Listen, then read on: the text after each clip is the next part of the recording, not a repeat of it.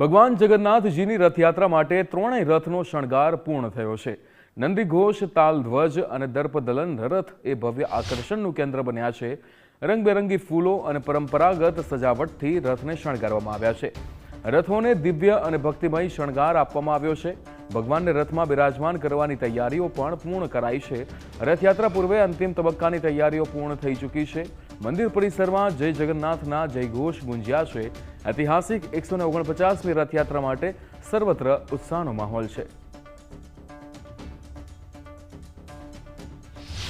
149મી ઐતિહાસિક રથયાત્રા આજે અમદાવાદમાં નીકળવાની છે અને ભગવાન જગન્નાથજી, ભાઈ બલભદ્ર અને બહેન સુભદ્રાજી શાહી ઠાઠ સાથે આજે ભક્તોને દર્શન આપવા માટે નગરચર્યાએ નીકળશે। તેની તમામ જે તૈયારીઓ છે તેને આખરી ઓપ આપવામાં આવી છે। અમદાવાદમાં ભગવાન શ્રી જગન્નાથજીની ઐતિહાસિક 149મી રથયાત્રાને હવે ગણતરીના જ કલાકો બાકી છે, ત્યારે રથયાત્રા પહેલા ભગવાન જગન્નાથ, બલભદ્ર અને સુભદ્રાજીના ત્રણેય રથનો ભવ્ય અને આકર્ષક શૃંગાર છે તે પૂર્ણ કરવામાં આવ્યો છે। દ્રશ્યોમાં જે જોઈ રહ્યા છો તે ભગવાન જગન્નાથજીનો રથ છે નંદીઘોષ, અને તેને પણ ભવ્ય રીતે શણગારવામાં આવ્યા છે। પરંપરાગત કારીગરી, રંગબેરંગી કાપડ, ફૂલો અને વિવિધ શણગાર સામગ્રીથી રથોને દિવ્ય સ્વરૂપ જે છે તે આપવામાં આવી રહ્યું છે। શણગારમાં દેશ વિદેશમાંથી મંગાવવામાં આવેલા વિવિધ પ્રકારના જે ફૂલો છે તે ફૂલોનો ઉપયોગ કરવામાં આવ્યો છે, જેમાં ઓર્કિડ,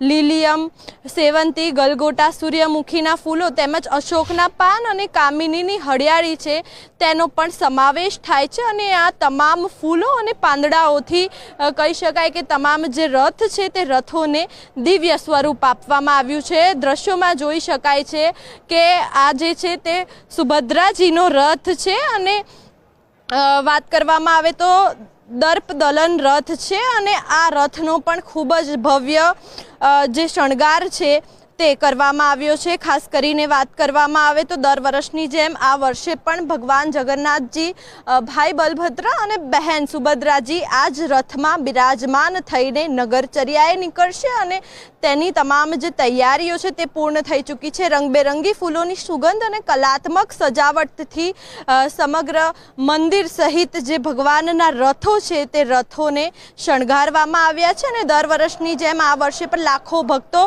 રથયાત્રા પહેલા ભગવાનના દર્શન કરવા માટે મંદિરમાં પહોંચશે, ત્યારે તમામ તૈયારીઓ પૂર્ણ કરવામાં આવી છે અને રથોને પણ ભવ્ય જે શણગાર છે તે શણગાર કરવામાં આવ્યો છે। મહત્વનું છે કે આ જે દ્રશ્યો છે તે જોઈ શકો છો કે ભાઈ બલભદ્રનો આ જે રથ છે અને ખાસ કરીને વાત કરવામાં આવે તો તાલધ્વજ આ રથ છે અને આ રથ ઉપર બિરાજમાન થઈને ભાઈ બલભદ્ર નગરચર્યાએ નીકળશે અને ભક્તોના દર્શન માટે સંપૂર્ણ રીતે આ ત્રણ રથો તૈયાર થઈ ચૂક્યા છે અને દરેક રથને પરંપરાગત ધજા, તોરણ, ફૂલોની માળાઓ અને આકર્ષણ શણગારથી સજાવવામાં આવ્યા છે, જેથી ભગવાનના નગર વિહારમાં ભવ્યતા પ્રાપ્ત થાય। રથના શણગારની કારીગરીમાં મંદિરના જે કારીગરો છે અને સેવકો છે છેલ્લા ઘણા દિવસોથી સતત કાર્યરત હતા અને રથના લાકડાના દરેક ભાગની જે ચકાસણી છે તે પણ કરવામાં આવી છે, એટલે કે આજે ભગવાન જ્યારે નગરચર્યાએ નીકળશે તે પહેલા